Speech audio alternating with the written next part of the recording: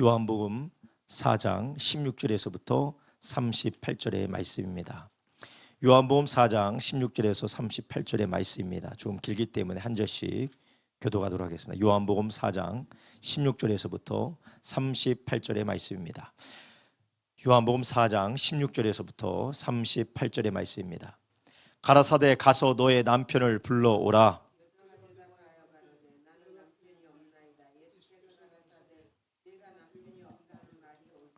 내가 남편 5이 있었으나 지금 있는 자는 내 남편이 아니니 내 말이 참되도다. 우리 조상들이 이 산에서 예배하였는데 당신들의 말은 예배할 곳이 예루살렘에 있다 하더이다.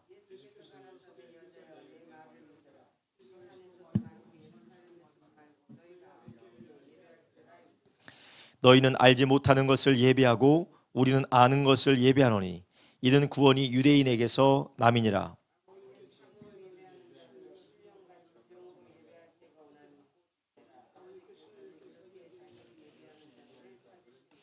하나님은 영이시니 예배하는 자가 신령과 진정으로 예배할지니라.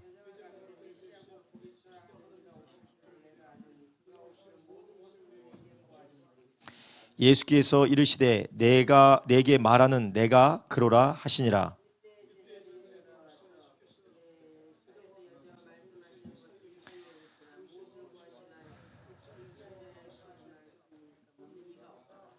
여자가 물동이를 버려두고 동네에 들어가서 사람들에게 이르되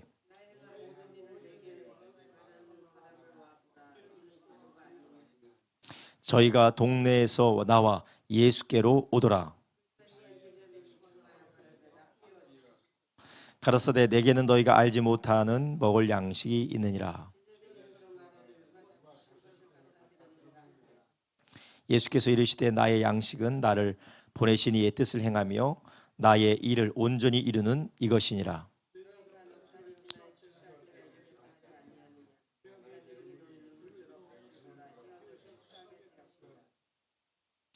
거두는 자가 이미 삭도 받고 영생에 이르는 열매를 모으나니 이는 뿌린 자와 거두는 자가 함께 즐거워하게 하려 함이니라.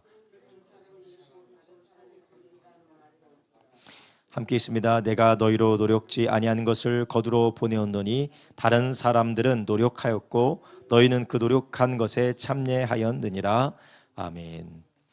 오늘 우리가 함께 읽은 요한복음 4장 16절에서부터 38절의 말씀을 중심으로 참된 예배와 전도의 관계, 참된 예배와 전도의 관계라는 제목으로 함께 이 시간 은혜를 나누려고 합니다.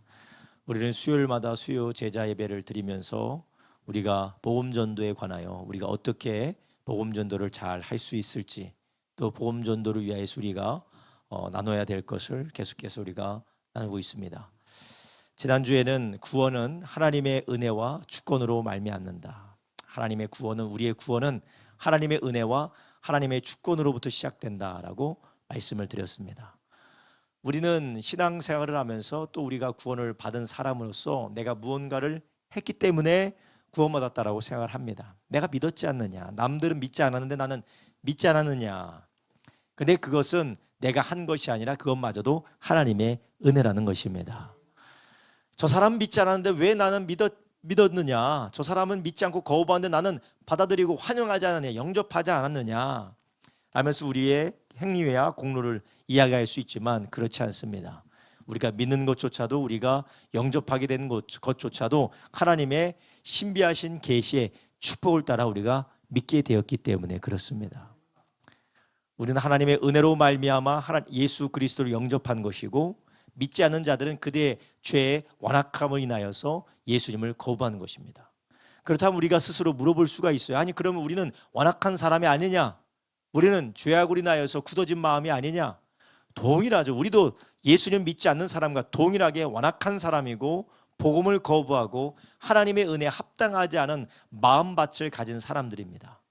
그래서 하나님께서 우리에게 특별한 은혜를 베푸셨다라는 것이에요. 우리 악한 의지, 우리 악한 인격임에도 불구하고 하나님은 똑같이 모든 사람이 하나님 앞에 죄인이에요. 다 똑같은 죄인이에요. 그럼에도 불구하고 하나님 우리를 특별히 사랑하여 주셔서 우리에게 은혜를 베푸셨다라는 것입니다. 그렇기 때문에 우리는 하나님 앞에 자랑할 것이 없어요. 이렇게 한 것도 하나님의 은혜일 뿐만 아니라 하나님의 기뻐하시는 뜻대로 이것을 이루셨다라는 것이에요. 하나님은 우리에게 은혜를 베풀 의무가 없습니다. 우리는 하나님 앞에 의무를 요구할 권리도 없어요. 자격도 없습니다. 하나님은 우리에게 은혜를 베풀지 않으면 안 되는 약점을 잡힌 분도 아니에요. 그러나 하나님은 그럼에도 불구하고 하나님의 기뻐하시는 뜻대로 우리를 구원하셨다니, 이게 얼마나 놀라운 은혜고 감사의 제목입니까? 그래서 우리는 이 구원의 소식을 우리가 은혜로 받았기 때문에 우리는 겸손하게 전할 뿐만 아니라 나 같은 죄인도 하나님의 은혜로 구원받았기 때문에 이 은혜로 구원받은 것이 복음을 듣고 복음을 증거함으로 우리가 구원받았으니 누군가가 하나님의 은혜로 구원받을 것을 기억하면서 기대하면서 우리는 복음 증거에 참여해야 될 줄로 믿습니다. 겸손하고도 그리고 우리가 기대하는 마음으로 우리가 복음을 증거하는 거예요. 구원받는 것은 우리의 인간의 노력이나 인간의 효과의 효능에 있는 게 아니라 하나님이 역사하시는 것에 있기 때문에 우리는 전하고 결과를 하나님께 맡기는 저와 여러분 되기를 예수님의 이름으로 축원합니다. 그래서 우리는 이 구원의 복음을 우리가 내가 어떻게 전하느냐, 또 내가 어떻게 증거하느냐 또 중요하겠지만, 그러나 더 중요한 것은 하나님께서 역사하시는 것이 더 중요하기 때문에 우리는 성령님이 역사하실 수 있도록, 또 성령님께서 인도하셔서 우리가 참되게 복음을 증거해 나갈 수 있도록 하나님의 은혜를 구하고 주님께 쓰임받는 저와 여러분 되기를 예수님의 이름으로 축원합니다. 그래서 우리가 이 복음을 증거할 때 우리가 하나님이 보내시고 하나님께서 명령하신 그 복음을 우리가 온전히 전해야 돼요. 그렇지 않고 사람을 모으기 위해서, 또 사람을 데리고 오기 위해서만 우리가 복음을 전한다면, 잘못된 방식으로 복음을 전한다면 우리는 교회에 소비자만 늘어날 뿐이에요. 정말 예수님을 따르기 원하는 주님의 제자가 늘어나는 게 아니라 교회는 소비자만 늘어납니다. 무언가 얻고 무언가 누리고 무언가 자기를 위해서 무언가 이용하기 위한 사람들만 늘어나요. 그러나 우리가 복음을 제대로 전하고 예수님을 제대로 증거한다면 주님을 따르기 위한 사람들이 예수님께 나오게 될 줄로 믿습니다. 우리가 사람들에게 부딪히는 말들, 또한 사람들에게 걸리는 말들을 그들의 마음을 상한다, 그들이 실족한다라고 우리가 복음마저도 우리가 전하는 태도는 우리가 바르게 해야 되겠지만, 전하는 우리의 자세는 바르게 해야 되겠지만, 겸손하게 해야 되겠지만, 예수님께서 우리에게 말씀하시고 전하라고 하신 이 명령은 우리가 변하게 해서는 안 될 줄로 믿습니다. 근데 우리는 예수님의 명령을 우리가 사람들이 받아들이기 좋게, 아주 달콤하게, 사람들에게 부담이 없게 우리가 복음을 포장해서 복음을 변경해서 전한다면 교회 안에 제자가 오는 것이 아니라 수많은 예수님을 따랐던 수많은 무리들처럼 헛된 무리들만 있을 수가 있어요. 그렇게 될 때 우리는 진정한 제자로서 주님의 몸된 교회로서의 기능을 잃어버릴 수가 있습니다. 그래서 우리는 이 복음을 하나님의 은혜로 말미암아 위임받은 이 복음을 우리가 겸손히 전할 뿐만 아니라 이 복음의 내용을 우리가 타협하지 않고 진리를 전하기를 예수님의 이름으로 축원합니다. 그래서 우리는 복음을 전할 때 제가 늘 말씀드리지만, 우리가 예수님을 전할 때 예수만 믿으면 구원을 받습니다라는 것 전하는 것 중요해요. 그렇지만 우리가 복음을 전할 때 우리가 예수님 믿지 않으면 지옥 갑니다. 예수님 믿고 우리는 천국을 가야 됩니다. 예수님 믿고 우리는 죄에서 구원을 받아야 됩니다. 그리고 구원받는 삶이란, 예수님 믿는 삶이란 예수님을 믿고 예수님을 주인으로 영접하여서 주님을 따라가는 것이 바로 제자의 삶입니다. 예수님 말씀하셨습니다. 누구든지 자기를 부인하고 자기의 십자가를 지고 나를 따르지 않는 자는 나에게 합당하지 않다고 말씀하셨습니다. 그래서 예수님께서 너희가 전쟁을 하려고 하면 네가 가진 군사와 저기서 쳐들어오는 군사와 한번 비교해봐서 값을 계산해보고 회계를 해보고 그것이 될는지 안 될는지 알아야 될 것이 아니냐. 네가 공사를 한다고 하면 그 공사를 마칠 수 있을 때까지 비용이 있는지 없는지를 계산해보고 공사를 시작해야지, 그렇지 않으면 하다가 멈춰서 비웃음만 당하지 않겠느냐.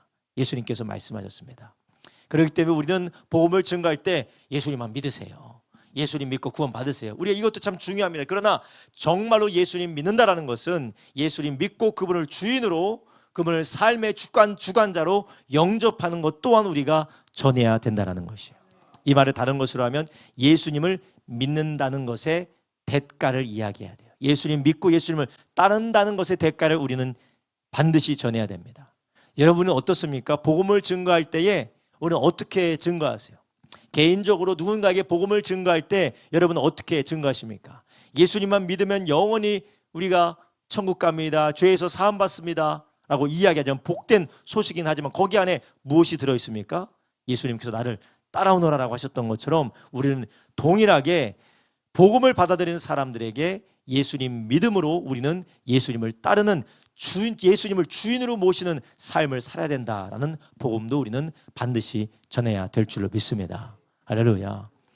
교회 안에 소비자가 늘어나는 이유, 교회 안에서 자기 마음대로 교회를 쇼핑하고 자기가 마음에 좋으면 좋은 거고 자기가 싫으면 안 하고 좋을 때는 좋고 부담되면 다 떠나고 그런 이유가 무엇이냐? 제자로 부름받았지 않기 때문에 그래. 제자가 아니기 때문에 그렇습니다. 교회에서 소비하는 소비자이기 때문에 그래요. 여러분이 무엇이 이러한 소비자들을 양상합니까? 바로 거짓된 반쪽짜리 타협되고 섞어버린 복음이기 때문에 그렇습니다. 여러분 우리 성도님들도 복음을 증거할 때 그러한 복음을 증거하고 우리 교회에서도 온전한 복음이 선포되어지기를 예수님의 이름으로 축원합니다. 여러분 그렇게 생각할 수가 있어요. 아유 목사님 그렇게 복음 전해서 누가 교회 오겠어요? 시작부터 교회 안 오죠. 그렇게 생각이 드시죠? 그렇지 않으세요? 하나님 앞에 한번 물어보십시오. 하나님 앞에 깊이 기도하시면서 한번 여쭤보세요. 어떻게 해야 될지. 우리 주님께서 우리에게 길을 보여주실 줄로 믿습니다. 네, 우리는 반드시 그런 부분들을 이야기를 해줘야 돼요. 자, 오늘 우리가 읽은 본문에 보면 한 여자가 나옵니다. 한 여자가 나오는데 이 여인은 예수님께서 친히 찾아가신 여인이에요. 그래서 웬만하면 예수님께서 사마리아를 통해서 예루살렘으로 가지 않으시는데 사마리아를 통과해서 가시려고 하시면서 거기에서 한 여인을 만납니다. 사마리아는 유대인과 관계가 정말로 좋지 않은 지역이었습니다. 왜냐하면 유대인들은 우리는 정통 유대인으로서 혈통이 섞이지 않고 하나님만을 섬겨온 유대인이다라고 자기 스스로 자부심이 있었지만 사마리아 사람들은 유대인인 것 같긴 하지만 많은 민족과 혈통도 섞였고 그들이 하나님을 섬기는 믿음을 배반했다고 유대인들은 주장했기 때문에 서로 사이가 좋지 않았어요. 사마리아인은 사마리아인대로 우리는 하나님을 섬기는 사람들이다, 우리도 유대인이다라고 이야기는 하지만 너무나도 세속화되어졌고 너무나도 혼혈이 되어졌고 하나님을 섬겼던 하나의 흔적만 남아있을 뿐이었어요. 그러나 유대인들에게는 성전도 있었고 율법도 있었고 또한 그들은 혈통이 섞이지 않고 오직 하나님만 섬겼던 민족들이 계속 유지되어 왔다라고 그렇게 주장할 수 있었습니다. 그렇지만 하나님께서는 이렇게 폐허만 남은 여호와를 섬겼던 아주 희미한 신앙의 흔적만 남은 사마리아마저도 하나님께서 그들을 사랑하셔서 그들 가운데 잃어버린 영혼을 구원하려고 했던 놀라운 사랑의 발걸음이 예수님이 찾아가신 줄 아시기 바랍니다. 예수님께서 그러한 발걸음으로 수가성 우물가를 찾아가신 거예요. 이런 예수님께서 한 여인을 만났습니다. 이 여인을 만났는데 이 여인은 조금 독특한 사람이에요.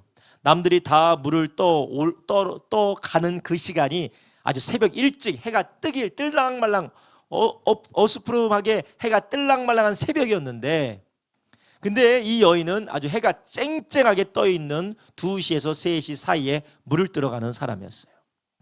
이 당시에 중동의 사람들 특별히 여인들은 새벽 일찍이 눈에 뭔가 눈이 좀 보일랑말랑 할 때 새벽 일찍 일어나서 물을 떠와서 거기서 아낙네들이 같이 정보 공유도 하고 또한 수다도 떨면서 교제를 나누는 것이 거기에 풍습이었어요. 그래서 사람들이 다 거기서 물을 뜨러 가고 아이들과 같이 물을 뜨러 나오기도 하고 거기서 물을 뜨고 교제하는 것이 이 여인에게는 부담이었던 거예요. 사람들 얼굴을 보기 싫어요. 왜냐? 얼굴을 보면 부끄러운 일이 있나 보죠. 그리고 그 사람들과 안 좋은 일이 있고 또한 사람들에게 손가락질 받는 그러한 여인이었기 때문에 그렇습니다. 사람들도 그 여인을 별로 좋아하지 않고 그 여인도 사람들 눈에 띄기 싫어하는 그러한 어려운 상황에 처해 있는 여인이었어요. 그래서 햇빛이 쨍쨍 내리쬐는 그러한 2시, 3시쯤에 그 우물가로 가서 물을 뜨려고 하는 여인이었어요. 이 여인을 예수님께서 만나십니다. 그리고 이 여인이 예수님이 이 여인에게 뭐라고 그러냐? 17절에 16절에 가서 내 남편을 불러오라. 가서 내 남편을 불러오라라고 예수님께서 말씀하세요. 이것은 바로 그 여인의 죄를 예수님께서 드러내신 것이에요. 가서 내 남편을 불러오라. 이 여인의 수치심의 근원은 바로 난잡한 남자와의 관계였어요. 그리고 사람들이 손가락질하고, 그리고 사람들이 수군수군대는 그의 굴곡된 인생이 바로 그의 죄였고, 죄의 열매였고, 그의 수치였어요. 근데 예수님께서 아주 정말 대신 설교를 하셔야겠어요. 예, 아주 직설적으로 이야기를 해서 그 여인의 죄를 드러내십니다. 여러분, 이러한 예수님의 말씀을 보면서 우리는 무엇을 또한 알 수 있느냐? 하나님께서는 우리의 죄를 드러내심으로 아름다운 역사를 일으키신 줄 아시기 바랍니다. 예수님께서 그 여인에게 수치심을 주기 위하여서, 그 여인에게 당혹감을 주기 위해서, 아니면 그 여인을 놀리기 위해서 예수님이 그 여인의 죄를 드러낸 것이 아닙니다. 왜냐하면 그 여인의 모든 문제와 괴로움과 고통의 근원이 바로 그 여성의 죄였기 때문에 그래요. 하나님은 우리에게 다가오셔서 하나님께서 가장 먼저 다루시는 것은 바로 죄입니다. 하나님은 우리 가운데 찾아오셔서 우리의 죄를 드러내시고, 우리의 죄를 지적하시고, 또한 말씀을 통하여서 우리의 죄를 고발하시고 폭로하세요. 그것은 우리를 두렵게 만들고 수치스럽게 만들고 우리를 당혹스럽게 하기 위한 것이 아닙니다. 오히려 하나님께서는 그것을 통하여서 우리를 살리고 치유하고 변화시키기 위한 하나님의 역사인 줄 아시기 바랍니다. 하나님께서 제일 처음 아담과 하와를 찾아가셔서, 범죄한 아담과 하와를 찾아가셔서 무엇을 말씀하셨습니까? 네가 어디 있느냐? 누가 너더러 벌거벗은 것을 말했느냐? 예수님이 누가 아담과 하와 보고 벌거벗은 것을 알려줬는지를 몰랐기 때문에 하나님이 여쭤보신 겁니까? 그렇지 않죠. 그렇지 않아요. 예수님께서 여쭤보신 이유가 무엇입니까? 아니, 하나님께서 여쭤보신 이유가 무엇입니까? 그들의 죄를 깨닫게 하기 위해서요. 하나님 앞에 범죄한 죄의 결과와 범죄한 죄에 대하여서 그들에게 깨닫게 하기 위해서 하나님께서 그들에게 말씀하신 겁니다. 여러분, 우리도 우리의 삶에 하나님의 말씀이 찾아올 때 우리의 죄가 드러나고 우리의 불의가 폭로가 됩니다. 그런데 우리는 그것을 나의 자존심을 깎아먹고 나의 불의를 들춰내서 나의 얼굴을 상하게 하는 것으로, 나의 면을 상하게 하는 것으로 우리는 오해합니다. 여러분, 누군가가 하나님의 말씀을 가지고 누군가를 수치주기 위해서, 수치심을 주기 위해서 산다라면 그것은 참 잘못된 것이지만, 그러나 하나님의 성령의 역사는 수치심을 주기 위해서 그런 것이 아니라 살리기 위하여서 우리에게 죄를 드러내신 줄 아시기 바랍니다. 자기밖에 모르는 이기적인 마음, 우리가 이런 마음을 들을 때 때로는 부끄럽습니다. 수치스럽습니다. 정말 쥐구멍이 있으면 숨고 싶습니다. 자기밖에 모르는 나의 이기적인 마음, 내 자식, 내 남편, 내 아내, 내 새끼, 내 부모 밖에 모르는 나의 이기적이고 편협된 마음, 하나님께서 말씀으로 드러내실 때, 하나님께서 말씀으로 폭로하시고 우리를 지적하실 때 때로는 우리 가운데 수치심이 들어요. 하나님이 그렇게 우리를 지적하시는 이유가 무엇일까요? 하나님 우리에게 저주하기 위해서가 아니라 하나님께 우리에게 더 좋은 삶과 치유의 역사를 일으키기 위해서 우리에게 말씀하심을 믿으시기 바랍니다. 이 여인에게 왜 남편을 데려와라 라고 예수님께서 말씀하셨습니까? 결론적으로 보면 그 여인을 치유하기 위함인 줄 아시기 바랍니다. 하나님께서 이렇게 말씀을 통하여서 우리를 다루세요. 그러기 위해서는 우리가 제일 먼저 무엇이 필요합니까? 주님 앞에 우리가 정직하게 서는 것도 중요하고 그분의 말씀 우리가 겸손히 받는 것도 참 중요해요. 그러나 제일 중요한 것은 하나님의 말씀 앞에 서는 것이 중요한 줄 아시기 바랍니다. 하나님 말씀 앞에 서야 돼요. 이 수가수 우물가의 이 여인 보면은 아주 꼬인 여인이에요. 예수님 앞에 대답하는 이 여인의 대답하는 모든 것들을 보이면 꼬이고 아주 뒤틀린 여인입니다. 예수님이 물 좀 달라고 하면 물 주면 될 거 아니에요. 그렇죠? 자기가 귀찮고 기분 나쁘면 그 물 주면 되잖아요. 근데 이 여인이 예수님께 뭐라고 해요? 물 좀 줘라. 그러니까 아니 당신은 유대인이면서 왜 사마리아 여자인 나에게 물을 달라고 합니까? 아주 꼬였어요. 그래서 예수님께서 야, 네가 만약 물 달라고 하는 이가 누군 줄 알면 네가 나에게 물을 주었을 것이다. 그러자 이 여인이 뭐라고요? 뭐 그런가 보다 하고 물 떠주면 되는데, 아니 당신은 누구한테 야곱보다 크니까? 완전히 꼬인 여자예요. 완전히 꼬인 여자예요. 그리고 예수님 말씀하시죠. 그래, 내가 주는 물을 마시는 자는 영생하도록 솟아나는 샘물이 되어서 한 번 마시면 영원토록 목마르지 아니할 것이다. 그러자 여인이 뭐라고 합니까? 주여, 나에게 이 물을 주셔서 다시는 이 물을 떠오지 않게 해주십시오. 이게 정말로 간구하는 겁니까? 아니면 비꼬는 거예요? 비꼬는 거예요. 아이고 주여, 그런 물 있으면 나도 좀 주세요. 나도 내가 이 지긋지긋하게 물 떨어오는데 그거 안 떠오게. 상당히 꼬인 여자예요. 여러분, 저 살면서 몇 번 이런 사람 좀 만난 적이 있어요. 완전히 꼬였어요. 생각하는 것마다 다 꼬였어요. 아라고 얘기하면 저기에서는 이라고 받아들여요. 야라고 하면 너 이상하게 받아들인 것도 이상하게 받아들여요. 조금만 얘기하면 이상하게 받아들여서 증복해서 받아들여서 조금만 지나면은 조금 전까지만 해도 저분 했던데 조금만 지나면 저분이 이제 죽일 놈으로 바뀝니다. 완전히 꼬이고 괴상한 사람들이 많아요. 그런데 이 여인이 어떻게 온 동네를 전도하는 좋은 소식을 전하는 예수님을 전하는 생명의 나팔수로 변하게 됩니까? 주님과 계속 이야기하다 그렇게 됐어요. 예수님의 말씀, 하나님 말씀을 계속 들으면서 이러한 일이 벌어지게 된 줄 아시기 바랍니다. 그래서 우리가 아무리 꼬였든 아무리 왜곡이 됐든 뒤틀렸든 우리가 망가졌든 가장 중요한 것은 하나님의 말씀을 들어야 할 텐데, 주의 말씀을 듣기만 하면 그 말씀이 마른 뼈를 살려내듯이 우리를 살아나게 하는 줄 아시기 바랍니다. 복음 증거도 마찬가지입니다. 우리가 볼 때는 사람들이 도무지 복음을 받아들일 수 없을 것처럼 꼬인 사람들이 많습니다.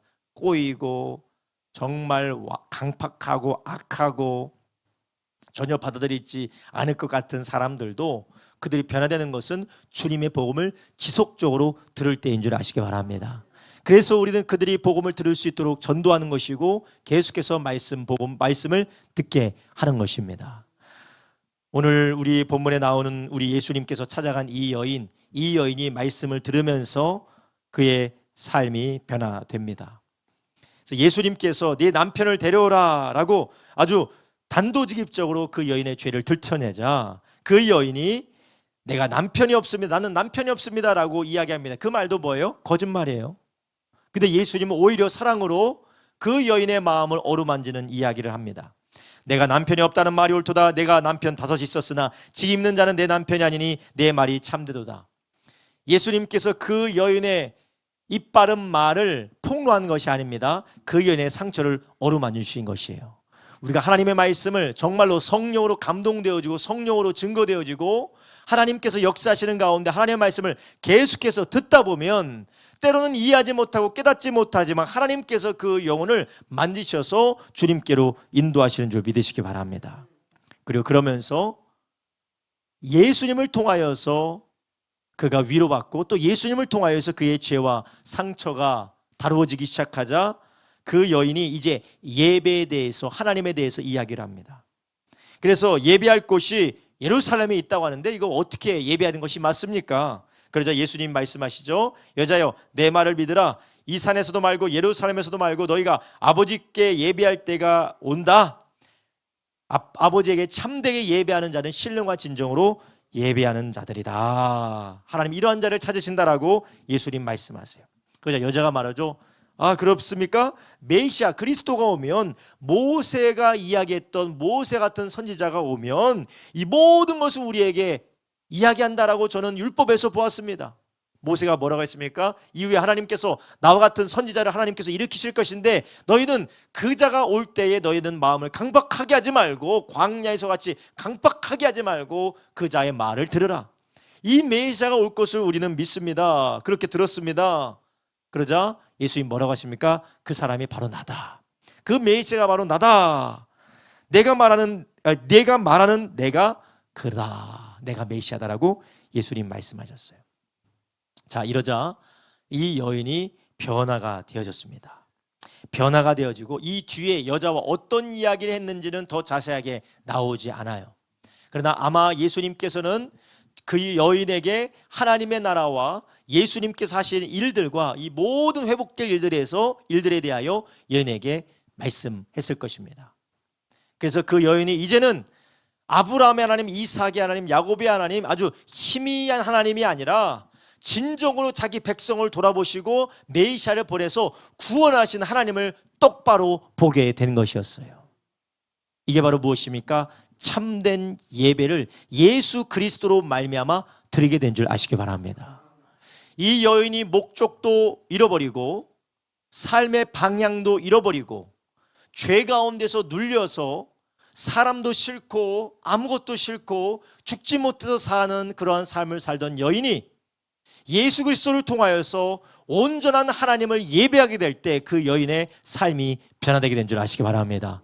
그렇게 만나기 싫었던 사람들을 찾아가서 물동이를 버려두고 여인이 마을로 찾아가서 사람들을 얼굴을 맞대고 그리스도를 만났다, 메시아를 만났다 하고 사람들에게 복음을 전하기 시작하는 것이에요. 복음을 전했다라고 하기 전에 그 여인의 모든 마음의 질병이 다 치유된 줄 아시기 바랍니다. 여러분, 이 모든 것은 어디로부터 시작됐습니까? 참된 예배로부터 회복이 시작됐다라는 것이에요. 근데 여러분, 참된 예배가 무엇으로부터 시작됐습니까? 더 정확히는 그리스도 예수님을 만남으로 참된 예배가 시작됐지만 조금 더 자세히 이야기하자면 예수 그리스도를 통하여서 하나님을 온전히 알므로 예배가 회복된 것입니다. 막연했어요. 하나님 나를 왜 이렇게 힘들게 하시는가? 하나님이 있나? 없나? 그런데 예수 그리스도를 통하여서 하나님이 자기 백성을 사랑하셨고 자기 백성을 구원하기 위해서 자기 아들 메시아를 보내셨고 그 메시아를 통하여서 죄인들을 구속하시고 회복하실 것이라는 이 복음을 듣고 예수님을 통하여서 하나님을 온전히 보게 된 줄 아시기 바랍니다. 그래서 예배하는 자는 무엇으로 예배한다고 했습니까? 신령과 진정으로, 영과 진리로 예배한다는 것이에요. 여러분, 우리의 참된 예배는 언제 회복이 되느냐? 예수 그리스도 안에 있을 때 회복되는 줄 아시기 바랍니다. 참된 예배는 예수 그리스도 안에서 어떻게 회복되느냐? 예수님 안에서 하나님이 하신 일들을 통하여 우리가 하나님의 사랑과 하나님의 능력과 하나님의 구원의 역사를 우리가 바라보고 경험하고 깨달을 때 예배가 회복되는 줄 아시기 바랍니다. 여러분, 우리가 좋은 풍경이 있는 바다나 산에 올라가면 우리가 와 하면서 근심도 잠깐 있고 우리가 괴로우고 힘든 일도 잠깐 있습니다.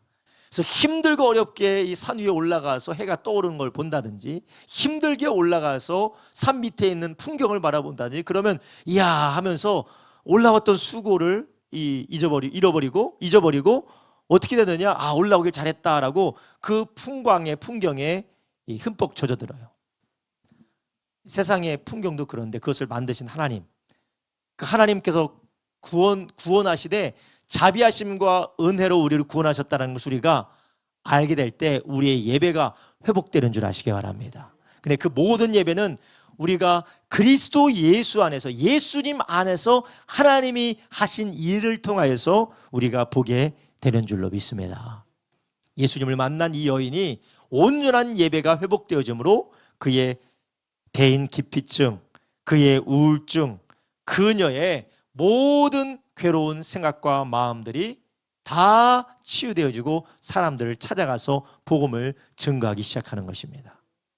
그 여인이 왜 사람들을 만나기 싫어했습니까? 자기 안에 있는 수치심과 또 여러 가지 문제와 두려움 때문에 그랬어요. 그런데 참된 예배는 우리 안에 있는 두려움과 수치심과 우리 안에 있는 근심과 걱정을 몰아내는 줄 아시기 바랍니다. 여러분, 우리가 세상에서 내 자신을 바라보고 문제를 바라보고 오지도 않을 근심과 걱정거리를 계속해서 묵상하고 바라보다 보면 근심과 걱정에 눌려서 도무지 살 수가 없어요. 그래서 죽지 못해 삽니다. 그런데 우리의 눈이 하나님께로 고정돼서 하나님을 바라보며 그리스도 안에서 하나님께서 하신 놀라운 은혜와 그분의 축복을 우리가 바라볼 때 우리는 그 모든 것으로부터 자유하게 되는 줄 아시기 바랍니다. 그래서 우리가 하나님을 계속해서 예배하면 기쁨과 즐거움과 찬송을 하게 되는 줄로 믿습니다. 여러분, 우리가 가정에 있을 때도 마찬가지입니다. 직장 생활이나 사업장에 있을 때도 마찬가지입니다. 맨날 죽지 못해서 살고 가지 못해서 하고 마지 못해서 하고 늘 불평과 짜증과 원망과 그리고 마지못한 일이 너무 많아요. 짜증이 막 신경질이 너무나도 많습니다. 그 이유가 무엇입니까? 현실에 그런 거밖에 없는 거예요. 현실에 그런 거밖에 없어요. 그렇지만 우리는 현실을 바라보는 것이 아니라 현실 넘어서 지금 우리를 다스리고 예수님 안에서 우리를 축복하시고 구원하신 하나님을 바라보시기를 주님의 이름으로 축원합니다. 그래서 우리에게 예배가 너무나도 중요한 것이에요.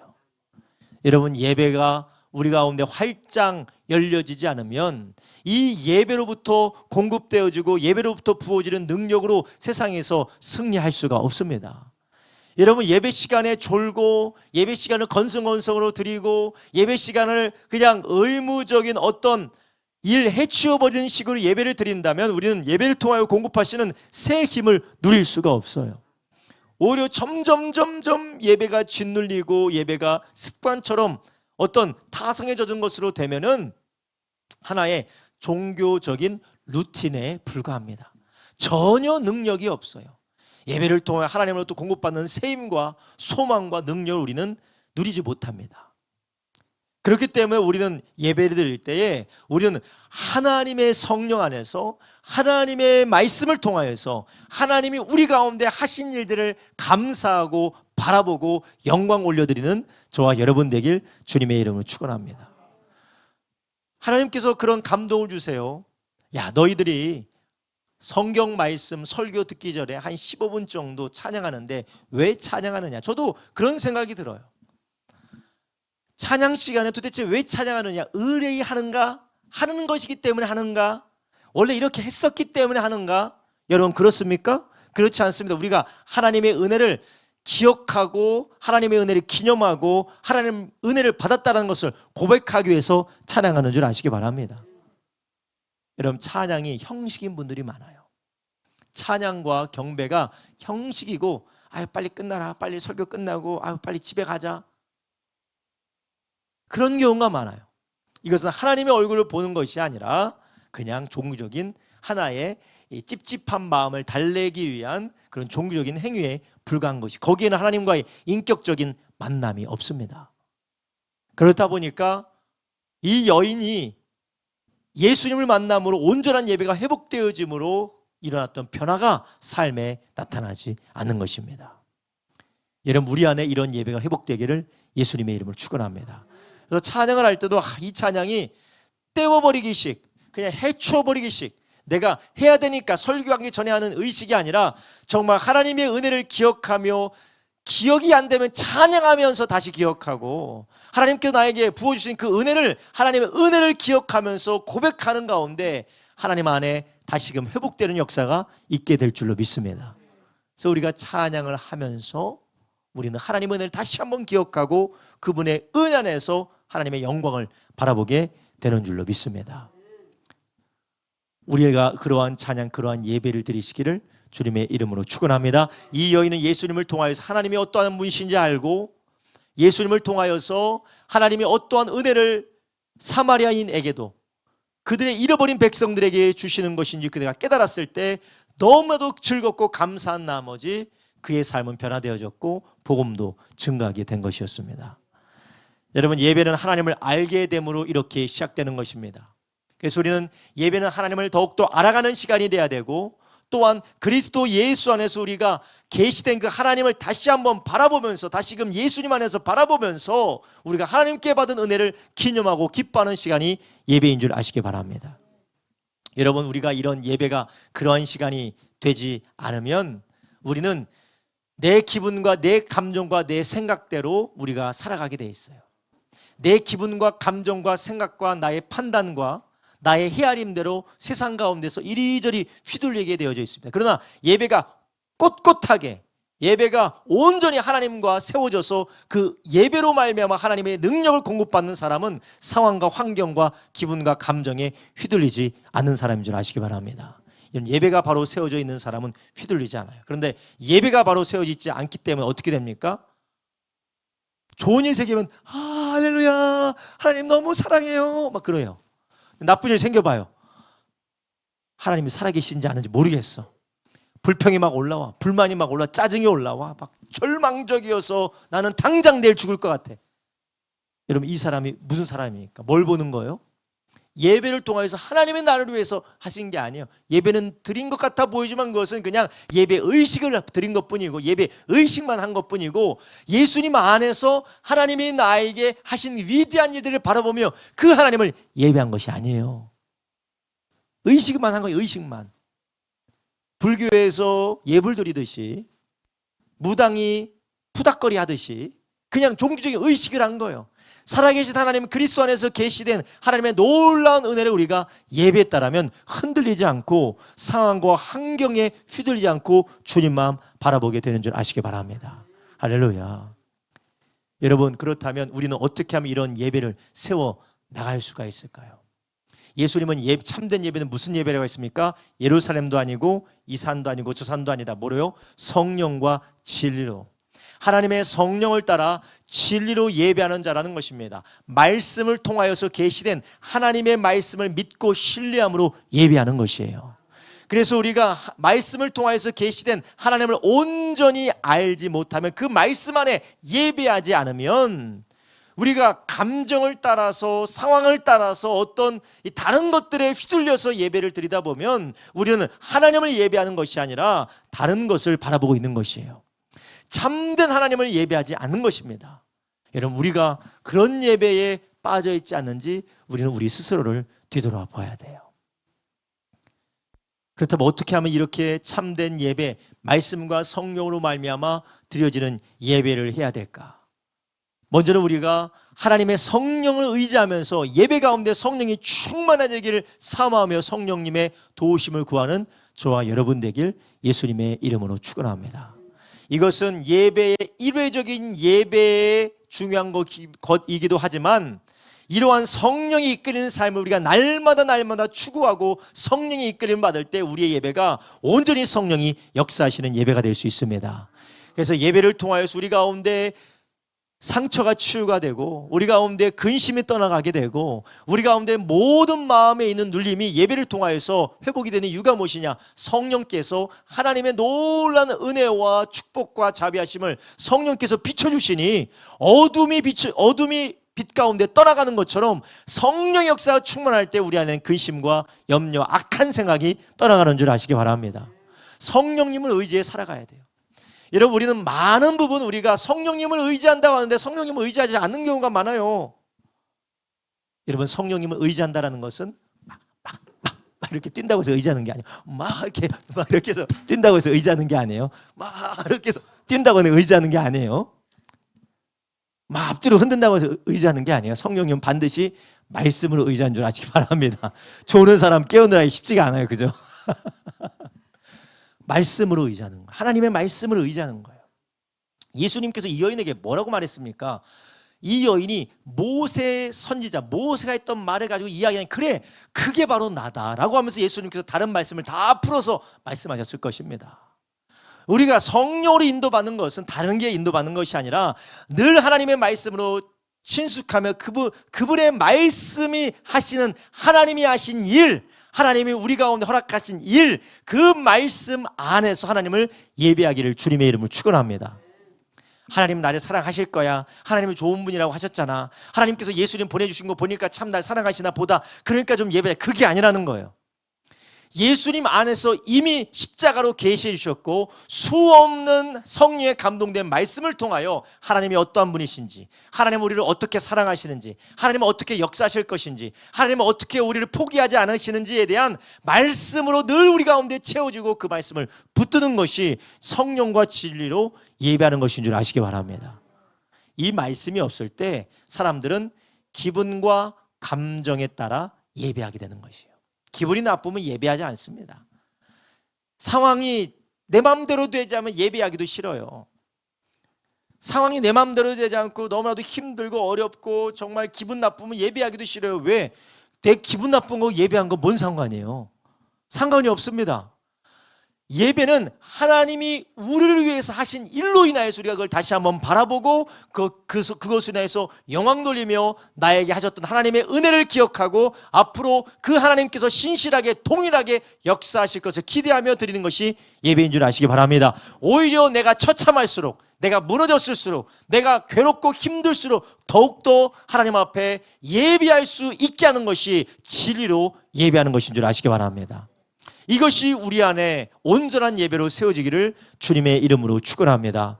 여러분, 우리 가운데 이런 영과 진리로 드려지는 예배, 그래서 늘 성령의 인도를 받되 하나님의 말씀을 통하여서 우리의 삶의 말씀으로 인도받을 때 우리는 온전한 예배로 나가게 되는 줄로 믿습니다. 오늘 큐티 말씀을 큐티를 다 하셨죠? 오늘 큐티 말씀에 뭐라고 하셨어요? 하나님께서 내가 너를 떠나지 않는다고 했잖아요. 내가 너를 버리지 않는다고 했잖아요. 두려워 말라고 했잖아요. 내가 너를 오른손으로, 나의 의로운 오른손으로 너를 어떻게 한다고요? 때려준다고 했습니까? 붙들어준다고 했잖아요. 내가 의로운 오른손으로 너를 붙들어준다. 내가 너를 뭐 해준다고요? 도와주리라. 할렐루야. 아니, 하나님이 도와주면 얘기 다 끝난 거 아닙니까? 근데 이 말씀이 있으면, 이 말씀이 우리 가운데 성령으로 충만해서 이 말씀이 우리 가운데 있으면 이 말씀 붙들고 예배로 나온다라는 거예요. 근데 이 말씀이 없으니까 도무지 말씀이 없고 말씀의 힘을 잃어버리고 상황과 환경과 기분과 감정이 나를 막 애워싸서 휘둘러대니까 예배에 나올 수가 없는 겁니다. 온전한 예배를 할 수가 없는 것입니다. 그래서 우리는 은혜 받았다는 것이 내 감정이 좀 움직였다라는 것이 은혜 받은 것이 아니에요. 하나님의 영광을 보았을 때가 은혜 받은 것인 줄 아시기 바랍니다. 하나님의 약속의 말씀에 의지하여 그분이 나를 위하여서 하신 일들을 다시 한번 깨닫고 나를 위하여서 하신 일들이 이제 앞으로 내 가운데 어떻게 역사하실 것인지 기대하고 믿음의 소망을 가졌을 때가 은혜 받은 것인 줄 믿습니다. 나의 감정이 좀 움직이고 나의 기분이 좀 고양된 것이 은혜 받은 것이 아니에요. 그게 성령 충만한 것이 아닙니다. 하나님의 말씀이 온전히 우리를 주장해서 그 말씀을 인하여서 우리가 결단하고 소망을 두고 믿음을 거기 위에 얹었을 때가 바로 우리가 은혜가 충만히 받고 성령이 충만해진 상태인 줄로 믿습니다.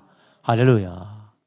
이 여인이 참된 예배를 드리게 된 것은 예수님의 무엇이었습니까? 말씀이었어요. 여기서 예수님의 기적이 나옵니까?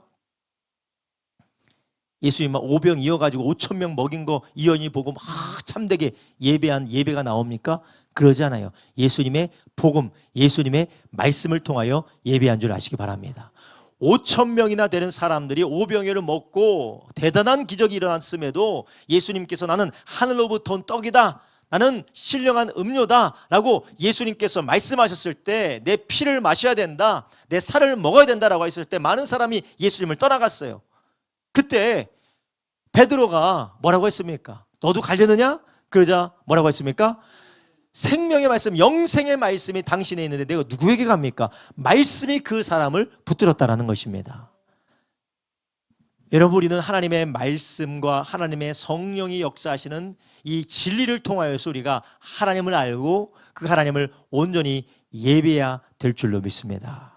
그럴 때 우리의 삶이 변화되어지는 것입니다. 왜 우리가 뜨겁게 예배하는 것 같아 보이고 수많은 예배 가운데 화려한 행사들과 의식들이 많이 있지만 우리의 삶이 변하지 않는 걸까요? 우리는 왜 집으로 돌아가면, 삶의 자리로 돌아가면 똑같이 또 절망하고 또 낙심하고 또 좌절하고 다 때려치고 싶고 왜 그렇습니까? 우리는 하나님의 말씀과 진리로 예배한 것이 아니기 때문에 그래요. 그럴 때 이 여인이 온전히 예배했을 때 이 여인은 변화되어졌습니다. 여러분, 이렇게 온전히 변화되어졌을 때에 이 여인은 바로 복음을 증거하는 전도자로 세워지게 된 줄로 믿습니다. 여러분, 우리도 우리의 예배가 바로 회복되지 않는, 자 보세요. 대부분 전도하는 사람이 예배 뜨거운 사람이에요. 대부분 전도하는 사람은 예배가 뜨거운 사람이에요. 왜냐? 내가 만난 주님을 전하지 않을 수가 없기 때문에 그래요. 내가 만난 주님을 전하지, 내가 예배를 통해서 경험한 이 하나님의 은혜를 전하지 않을 수가 없기 때문에 그래요. 우리가 맛있는 음식점을 만나도 우와 거기 너무 맛있어, 거기가 다음에 가자라고 얘기를 하잖아요. 예배를 통하여서 하나님을 온전히 예배할 때, 다시 한번 말씀드리지만 말씀을 통하여서 예배가 깊어져야 됩니다. 말씀을 통해서 예배가 깊어지지 않은 사람은 이게 안 돼요. 잘 안 됩니다. 목사님, 그럼 초신자들은 뭐예요? 말씀을 깊지도 않은데 그 사람들은 말씀을 통해서 예배가 시작된 사람이에요. 그런데 우리가 말씀을 통해서 계속해서 예배로 들어가지 않고 형식으로 치우쳐버리게 되면 그게 생명력이 죽어지게 된다는 것이에요. 여러분, 우리가 다시 한번 말씀 가운데 깊게 세워져서 우리 하나님을 예배함으로 예배로 인한 감격을 증거하는 전도의 삶을 살아가는 저와 여러분 되기를 예수님의 이름으로 축원합니다. 온전한 예배가 이 여인을 변화시켰던 것처럼 우리가 말씀에 세워짐으로 성령 안에서 온전히 예배할 때 우리가 하나님이 우리를 변화시킬 뿐만 아니라 놀라운 변화의 능력을 우리가 삶에서 경험하게 됩니다. 그리고 그 뒤에 이 예배 능력은 전도의 삶으로 전이된다는 것이요, 전도의 삶으로 우리를 이끌어 간다는 거예요. 너무나도 좋기 때문에 우리를 거기로 함께 가자고 이끌어가고자 하는 마음이 우리 안에서 자연적으로 솟아오르게 된다는 것입니다. 여러분, 우리 가운데 두려움 때문에 전도하지 못합니다. 저 사람이 내가 이런 이야기를 했다 거부하면 어떡하나, 이 얘기했다가 내가 거절당하면 어떻게 하나, 내가 이런 일 때문에 그런 일을 당하면 어떡하나. 이것은 바로 우리가 감격이 충만한 예배가 부족하기 때문에 우리는 그러한 근심과 걱정을 하는 것입니다. 물론 우리의 인격적인 연약함과 그리고 개인적인 그런 핸디캡이 있을 수도 있지만, 그렇지만 우리가 온전한 예배, 참된 예배를 통하여 하나님의 영광이 우리 가운데 드러날 때에 우리는 전도의 삶으로 이끌리게 될 줄로 믿습니다. 여러분, 우리의 삶에 하나님께서 우리에게 주신 이 복음, 소중한 복음, 이 놀라운 구원의 은총을 우리가 함께 증거하도록 하나님은 우리를 예배하게 하실 뿐만 아니라 예배를 통하여 누리는 은혜를 또한 전하게 하시는 줄 아시기 바랍니다. 그래서 이것이 바로 선수단이에요. 예배를 통하여서 전도가 되어지고, 전도를 통하여서 다시 한번 우리가 참된 기쁨으로 하나님을 예배할 수 있게 되는 줄로 믿습니다. 여러분, 전도해 보면 어때요? 엄청나게 안 믿어요, 그죠? 전도에서 대부분 안 와요. 아무도 대부분 믿지도 않고 콧방귀 끼면서 손가락질하면서 미쳤어 그럽니다. 여러분, 그렇게 되면 우리는 대부분 무엇을 경험합니까? 좌절감이나 그리고 낙심이나 왜 이렇게 나는 안 되지를 경험하는 것은 비정상적인 거예요. 우리가 1차적으로 경험하는 게 무엇이요?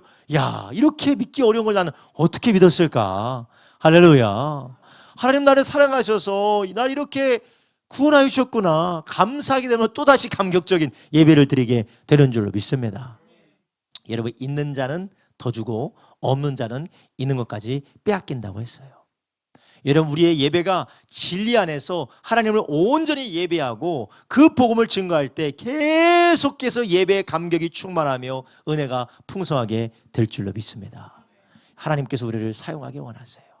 먼저는 우리 교회 가운데 예배가 회복되어지고, 하나님 앞에 형식적인 예배가 아니라 진리 안에서, 말씀 안에서, 성령 안에서 온전히 하나님을 예배하는 우리 교회 되기를 주님의 이름으로 축원합니다. 할렐루야. 여러분이 계속해서 이 훈련을 해야 돼요. 예배가 깊어지는 것은 하루아침에 되어지는 것이 아닙니다. 예배가 정말 풍성하게 드려지는 하루아침에 되는 것이 아니에요. 여러분, 하루도 빠짐없이 큐티를 하고 하루도 빠짐없이 성령의 인도를 받는 기도를 해보십시오. 반드시 예배가 깊어질 수밖에 없어요. 일주일 동안 큐티 한 번도 하지 않고 일주일 동안 성령으로 깊어지는 기도를 한 번도 하지 않았는데 예배에 성령과 진리로 예배할 수 있을까요? 수요일 날만, 금요일 날만, 주일 날만 매우 힘들어요. 정말 힘들어요. 그렇지만 우리가 매일매일 말씀으로 깊이 들어가기 위해서, 성령으로 인도받기 위해서 우리가 단 30분이나 단 20분이라도 단 10분이라도 말씀 가운데, 기도 가운데 하나님 앞에 나아가게 되면 그 말씀은 우리 가운데 풍성하게 채워져서, 여러분, 이게 경험이에요. 말씀으로 계속해서 채워진 사람은 찬양을 불러도 하나님의 은혜로 할 때 말씀이 막 생각이 나요. 그 말씀이 살아 운동력이 있어서 우리 가운데 하나님의 영광을 비추는 것입니다. 할렐루야. 늘 성령으로 기도하면서 성령님의 인도를 받고 방언도 하며 성령님의 도우심을 구하는 기도를 할 때, 우리가 찬송할 때에 하나님을 높이는 찬송, 하나님의 말씀을 찬양할 때든지 말씀을 들을 때든지 성령께서 우리 가운데 감동하는 이 놀라운 역사가 있다라는 것이에요. 놀라운 역사가 있어요. 여러분, 우리 안에 그러한 성령으로 날마다 감동받고 말씀으로 우리 안에 충만하여서 예배가 능력이 충만하기를 예수님의 이름으로 축원합니다. 그런데 예배 시간 빼면 말씀과는 아무 상관없고, 예배 시간 빼면 기도와는 아무 상관없는 삶을 살다가 일주일에 한 번, 많으면 일주일에 두 번, 많으면 일주일에 세 번, 도무지 이게 어려운 거예요. 그래서 아유, 요즘 왜 이렇게 내가 예배에 힘이 없는지 몰라, 왜 이렇게 예배가 괴로운지 몰라. 이건 어쩔 수가 없는 것입니다. 어쩔 수가 없어요. 우리는 계속해서 세상을 바라봅니다. 나를 바라봅니다. 문제를 묵상합니다. 그런데 온전한 예배를 드릴 시간이 없다면 우리의 삶이 점점 눌릴 수밖에 없지 않겠습니까? 그러나 우리 주님께서 그 여인을 찾아가셔서 주님께서 말씀을 통하여 성령으로 말미암아 그 여인이 온전한 예배 드리게 됐을 때 그 여인은 한순간에 치유받게 된 줄로 믿습니다. 물론 주님이시기 때문에 이런 일을 하셨죠. 우리는 예수님이 아니기 때문에, 또 우리는 지금 예수님의 그런 모습과는 많이 다른 부분이 있기 때문에 우리에게는 점진적인 변화도 있고, 물론 급작스러운 변화와 아주 놀라운 역사도 있긴 하지만 점진적인 변화와 하나님께서 우리의 삶을 다뤄가시는 여러 가지 단계들이 있을 수가 있습니다. 그렇지만 변치 않는 것은 우리가 늘 하나님의 말씀 안에서, 성령 안에서 예배를 사모하고 준비되어지는 예배자로 서야 된다는 것이에요. 여러분, 우리는 그러한 예배가 회복되기를 주님의 이름으로 축원합니다. 주일 예배는 주일 11시에 시작되는 것이 아니에요. 주일 예배는 주일 예배 끝나고부터 그 예배를 준비하면서 시작되는 줄 아시기 바랍니다. 월요일부터 주일 예배 준비가 시작되는 것이에요. 단지 주일날 아침 일찍 일어나서 그때부터 준비하는 것이 아니라 한 주일 동안 그 주일 예배를 어떻게 드리냐가 거기에 달려있는 것입니다. 물론 하나님께서 놀라운 은혜를 따라 정말로 눈물을 흘리면서 특정 사람을 위하여서, 특정 교인들을 위하여서 눈물을 흘리면서 드리는 기도 때문에 그 예배가 은혜가 될 수가 있어요. 그것은 바로 누군가의 기도 때문에 그런 거예요. 누군가의 기도 때문에. 날마다 우리가 누군가의 기도에만 의지하면서 정말 거기에 의지해 살아갈 수 없습니다. 우리도 하나님의 은혜를 간구하면서 말씀에 더 깊이 성령에 더 인도받는 저와 여러분 되길 주님의 이름으로 축원합니다. 함께 기도하시겠습니다. 이 시간 기도하실 때 주님, 주여 우리의 예배가 더욱더 깊어지기를 원합니다. 하나님의 이 여인이, 하나님 수가성 우물가의 여인이 예수님을 통하여서 참된 예배가 열려졌을 때에 그가 그의 모든 괴로움으로부터 자유함을 얻고 복음 증거하는 사람으로 변화된 것처럼, 사람 얼굴이 보기 싫고 우울증에 빠져서 대인기 비층에 빠져서 고립된 삶을 살아가던 자가 사람을 만나는 일에 두려워하지 않냐고 복음을 담대히 증거하며 기쁨으로 찬양하는 사람으로 변화됐던 것처럼, 주여 우리도 이런 놀라운 능력이 쏟아지는 예배가 회복되게 하여 주시옵소서. 주여 우리의 가정 가운데, 하나님 우리의 삶 가운데에 하나님께서 우리를 새롭게 하시며 변하시고 우리를 온전케 하시는 놀라운 역사가 충만한 예배가 우리의 삶 가운데 회복되어지게 하여 주시옵소서. 하나님 말씀을 통하여서, 성령을 통하여서, 진리를 통하여서 하나님을 온전히 예배할 수 있다고 하셨사오니 주여 우리가 성령의 충만함 받게 하여 주시옵소서. 말씀으로 충만케 하여 주시옵소서. 문제와 사람과 세상만 묵상하기 바빴던 우리가 이제는 돌이켜서 말씀으로 돌아가게 하여 주시옵시고, 성령께 손을 들고 성령께 마음의 문을 열고 성령을 의지하는 우리가 되게 하여 주시옵소서. 우리가 주여 세 번 부릅심하여 기도합니다. 주여